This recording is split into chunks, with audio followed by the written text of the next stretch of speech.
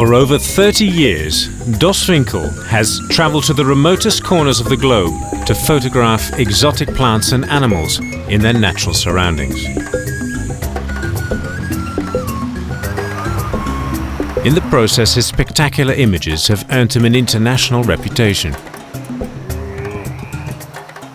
On this trip, it's Dos's skills underwater that earns him a place on a scientific expedition looking to explore the rivers of the remote cloud forests of central Peru.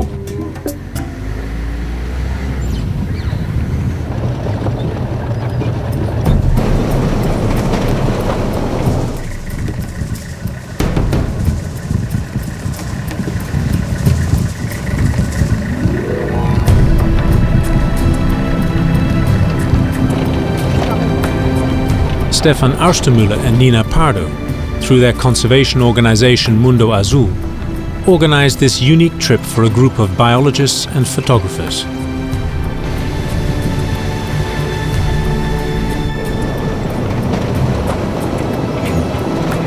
They're in for a treat, as these forests have for years remained out of bounds to outsiders, because they were being used as an active base for terrorist groups such as the Shining Path.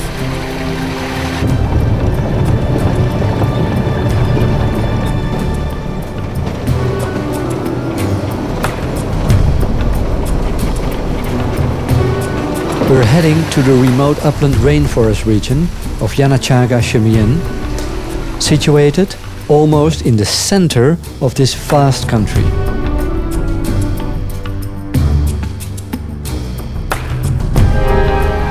The goal of this expedition is to make a preliminary investigation of the fish life in the rivers of this rainforest.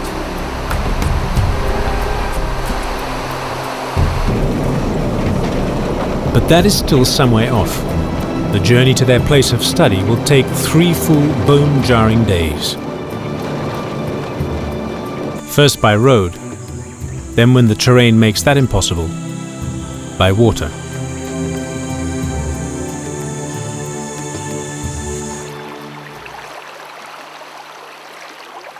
I am glad the car ride is over, but I understand by talking to our guides that the 2-day boat trip into the jungle will be just as bumpy.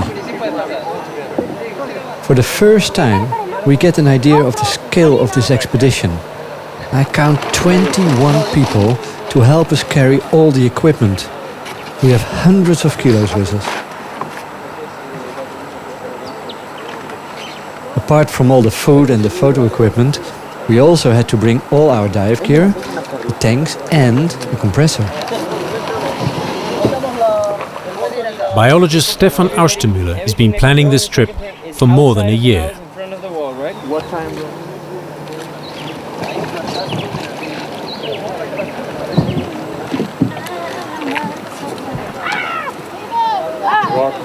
Rock the boat.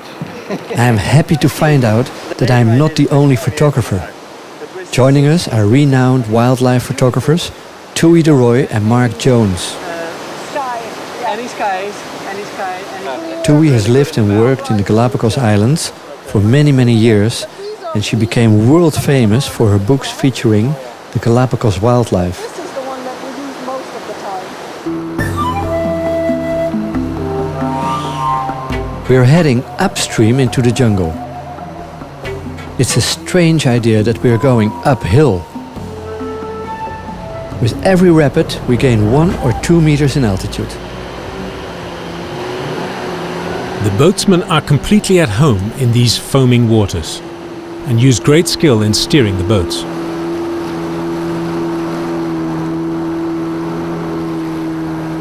The man in the front gives directions to the motorista in the rear, telling him where and how fast he should go.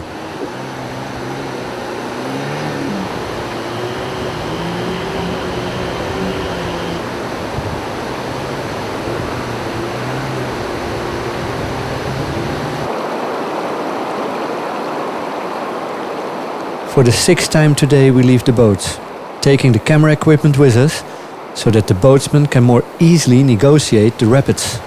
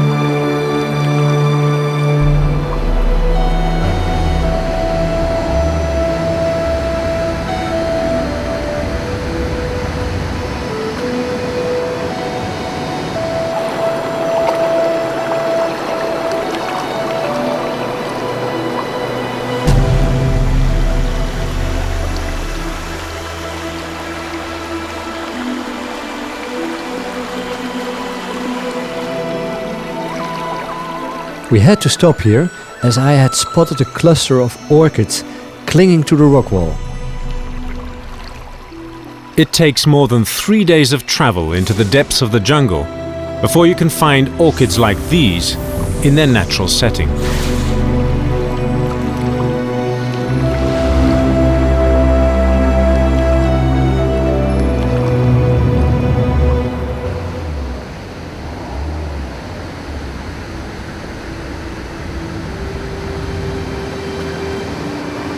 Well, this is as far as we can get with the boats. And this pool under the waterfall looks like an ideal spot for our first dive.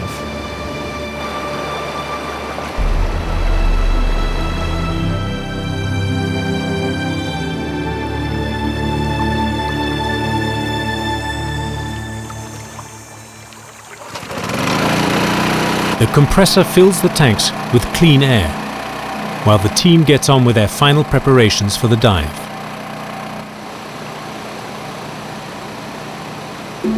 It feels strange to put on a wetsuit in these tropical temperatures. We need them as protection, and surprisingly, the water is cool as it comes from the high mountains.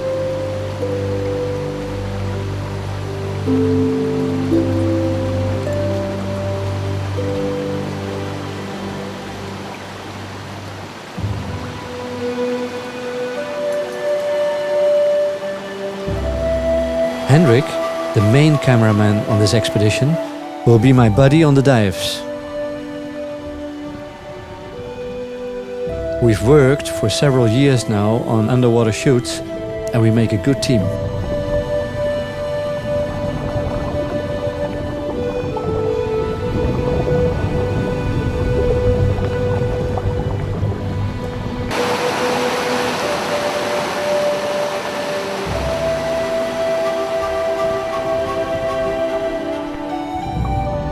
The water clarity is not ideal, but it's good enough to take some pictures.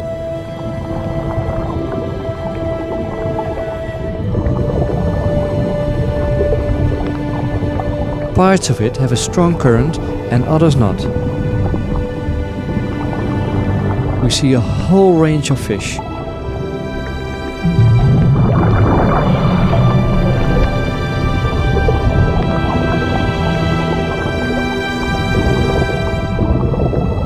It's great to see that there are several species of fish here.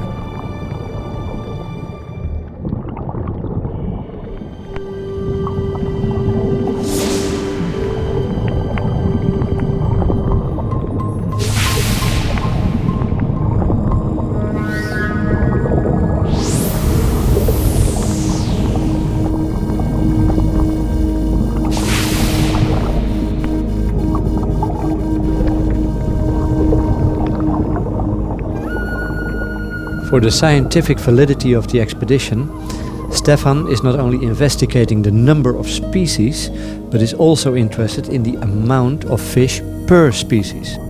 And therefore, Nina and Yuri are counting the fish.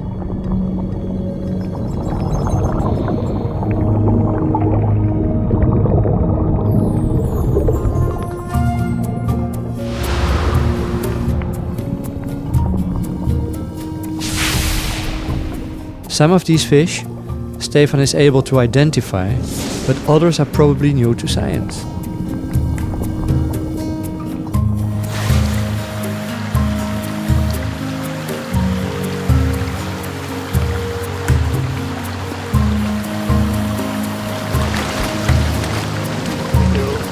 So how was it? Did you see something? Nice. Nice pictures? I think so. Lots of macro shots. Of the fish is not so easy because they're very fast. Very fast, very shy, no?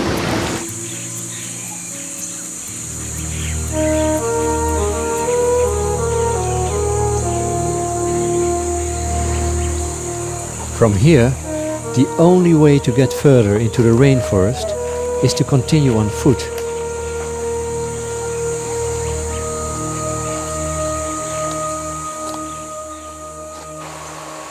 Now, the 21 porters really come into their own.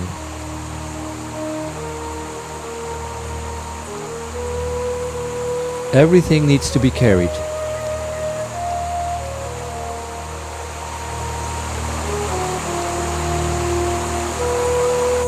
Teobaldo, our almost 70-year-old cook, leads the way with his pots and pans.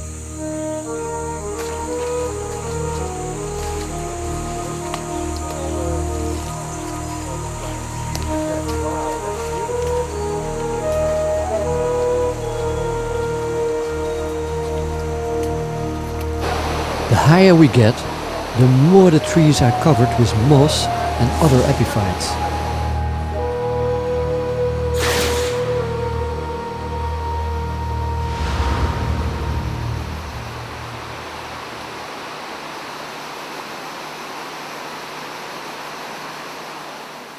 Came the first time 38 years ago.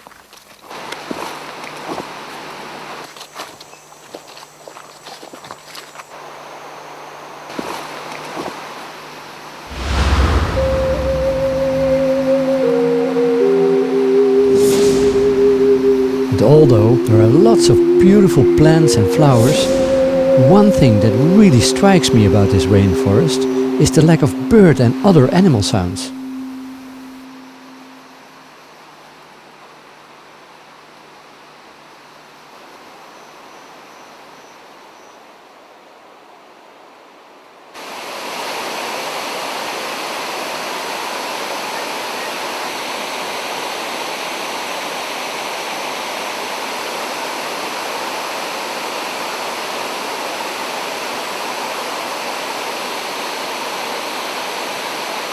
Finally, at the end of a long day's trek, they find an ideal place to set up the base camp. But the best spot for the tents lies on the other side of the river.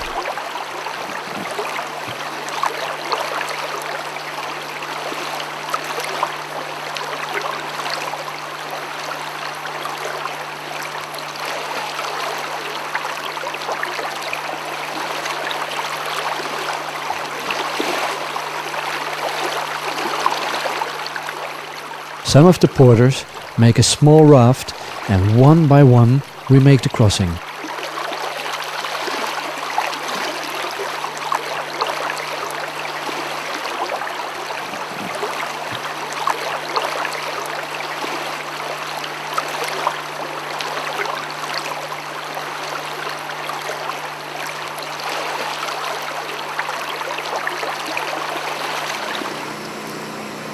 Teobaldo the cook immediately builds a fire to get the evening meal going, while the porters set up the tents.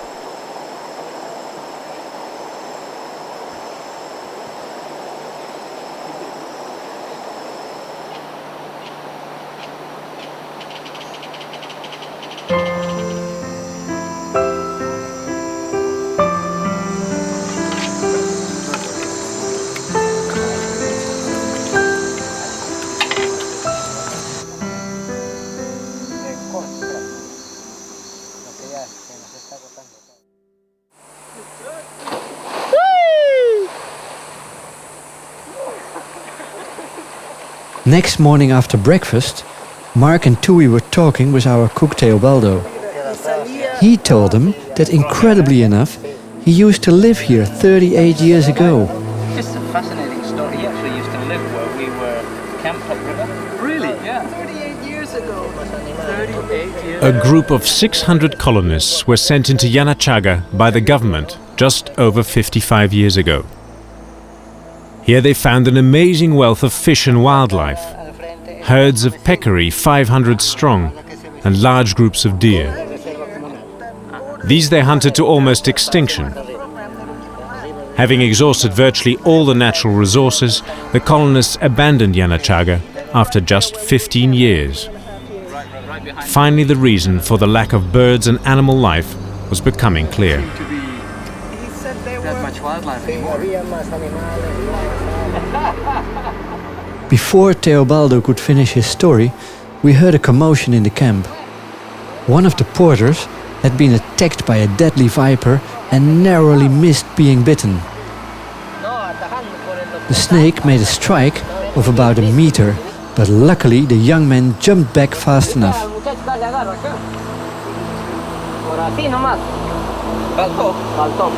It was coiled up right where they usually are, right at the edge of the water. Yeah. And as he walked by, he saw it and jumped at the same time as the snake. Wow. So, struck. And apparently they can strike as much as a meter, and he said it missed him by just this much. And They tell us that if you don't get treatment within 1 hour, you're dead. And you've got an hour to think about it. Yeah. Wow. Where we are days away from the nearest hospital. This snake, that lives both on land and in the water, was found near the pool where we are diving every day. I have had encounters with many poisonous sea snakes, but I know that as long as you don't harass them, they're totally harmless. But I have no idea how this one would react in the water.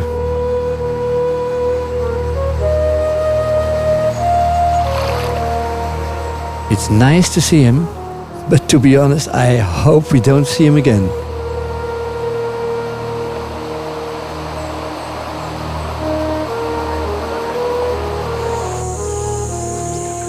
From base camp, Dos makes short forays into the surrounding forest.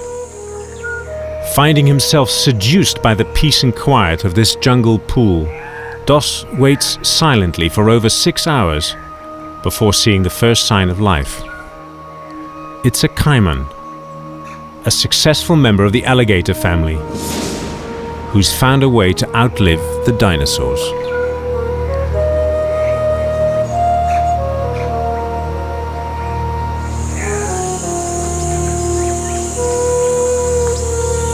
And small can also be beautiful.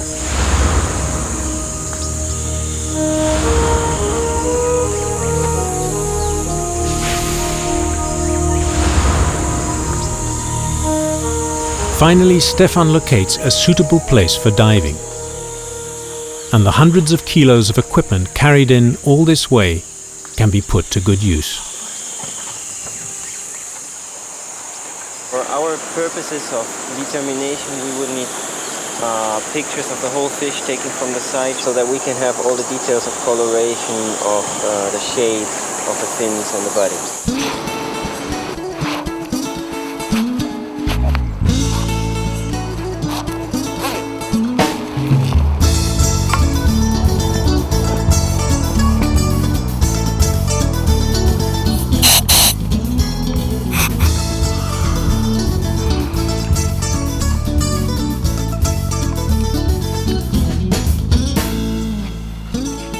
Careful, for the snakes.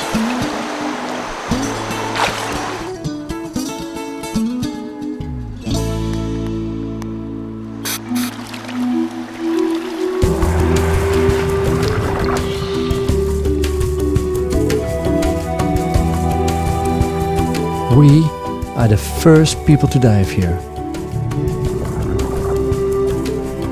The visibility for a rainforest is just extraordinary. Much better than further down the river. It's amazing to think that no one before us has ever looked at this river from this point of view. Under a tree stump, we find a very shy sort of catfish. As far as Stefan knows, this species has never been described.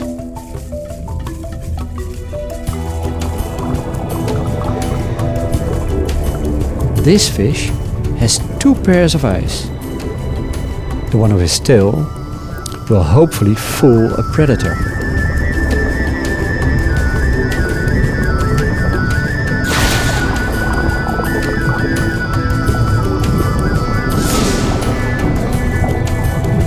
We've encountered a lot of interesting things here on this expedition, but for me, the highlight really is the diving.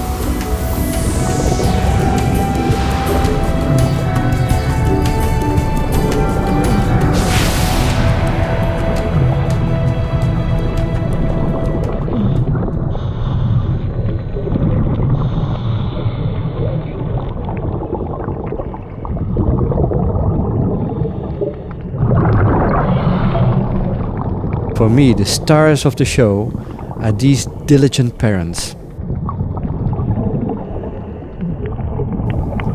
They have an incredibly effective way of protecting their young. It sure is a mouthful.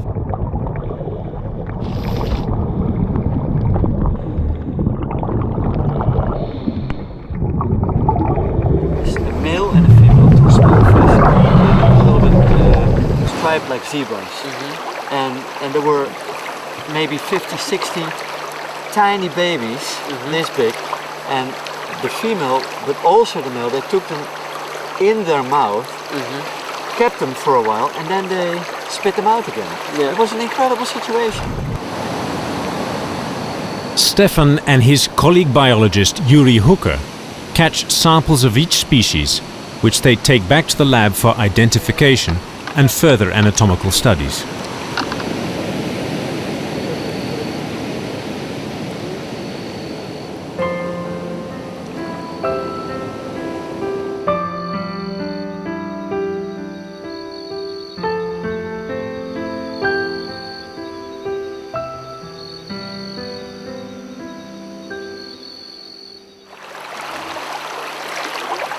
After a week's hard work, the team finally begins the long journey out of this fragile, forgotten wilderness. And I think we have incredible material about reproduction behavior, about colorations, about fish species. And I think we really have achieved a lot. And now it's time to go home and do the real work. Develop the pictures, write the proposals, raise the funds, and come back and do some more research.